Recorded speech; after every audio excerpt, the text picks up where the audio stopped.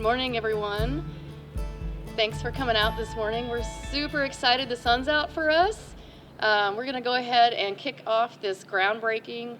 I'm Allison Jumper. I'm the Director of Parks, Natural Resources, and Cultural Affairs. Really appreciate you all coming out today. We have just a few remarks from our project manager and from our mayor, and wanted to recognize that we have a couple of council members here, Councilmember Turk and Councilmember Wiedeker. We're glad that you're here joining us today. Thanks for coming. So we are very excited about this park. We have been focusing on activating this park. If you were around last summer, we've been doing a movie series here, and it's been very successful, so we're really excited to continue investing in Bryce Davis Park and creating amenities here that the neighbors can enjoy. So thank you once again. I'm going to pass it off to Mayor Ron to share a few words, and then Zach will join us. Thank you, Allison, and the entire Parks team. I'm really excited to help kick off Phase 1 of the improvements here at Bryce Davis Park. This park has been part of this neighborhood for almost 30 years. And just like our community has grown, the park has grown with it. It started out as a 9-acre neighborhood park in 1997 and grew by 17 acres in 2010. And now we are entering into a new stage of growth. It's home to all kinds of recreation, including the city's first off-leash dog park. And it's a place that brings people together, because that's what good parks do. So, what strikes me as so important about this is the city heard you. The city heard feedback from our residents, and our park staff got to work on implementing that feedback and honoring those requests. So as a result of the strong community input, our park staff had clear directions on what improvements needed to be made, and those include more shade, which I can attest would be really lovely and I'm excited about, added accessibility so that this park can be enjoyed by all, and long-term infrastructure improvements, which were so important to make sure that the next generation of people in Fayetteville can enjoy it here. These are the type of things that will make this park enjoyable every single day. The work is possible because in 2019, the voters said yes to the 2019 Parks Bond. So, to all of those who voted or participated in community feedback, thank you. Thank you for believing in our city, and thank you for believing in spaces like this. I will now turn it over to Zach Foster to tell you a little bit more. Zach.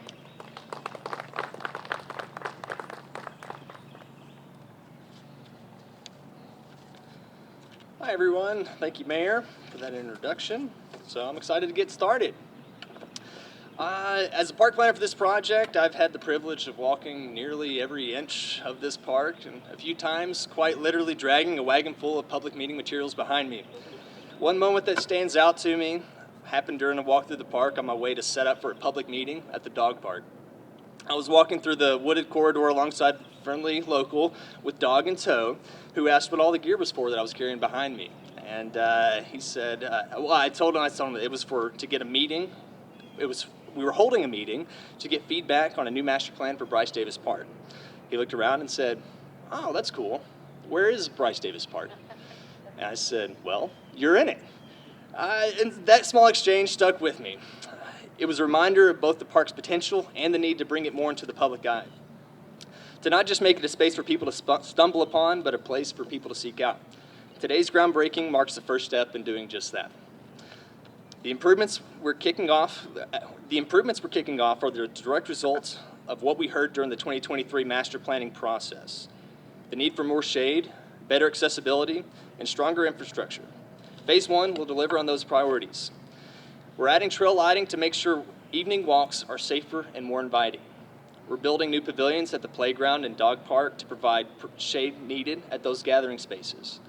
We're installing a dog wash station because muddy paws happen, and we're realigning the fencing to creating accessible spaces for persons with physical impairments so that they can get inside the dog park as well. There will also be new playground swings, a new restroom near the dog park, and a paved trail that will connect to Crooked Stick Drive that's planned for the future. And even renovations will include improvements to the wetland overlook just through this corridor here that was originally built in 2012. Construction is set to begin next Monday, June 2nd, and our schedule is set for substantial completion by November, with a final completion expected at the beginning of December. We'll be making every effort to keep the playground and dog park open as long as possible, only closing them when work in those specific areas is ready to begin. All of this is being made in part, as the mayor said, by the 2019 bond, a commitment made by Fayetteville residents to invest in spaces like this, where neighbors, dogs, kids, and all kinds of community can live life together.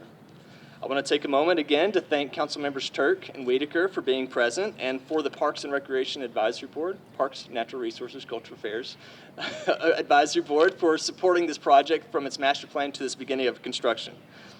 Also, thanks to our design team at McClellan Consulting Engineers for bringing these plans to life.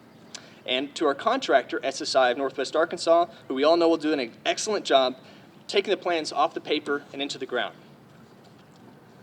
Bryce Davis Park is already a gem in this part of the city, but with these upgrades, it's going to shine even brighter. We're creating space that's more visible, accessible, and enjoyable for everyone. Thank you again for being here to mark this milestone with us. We can't wait to welcome you back when these improvements are complete. Thank you. Countdown.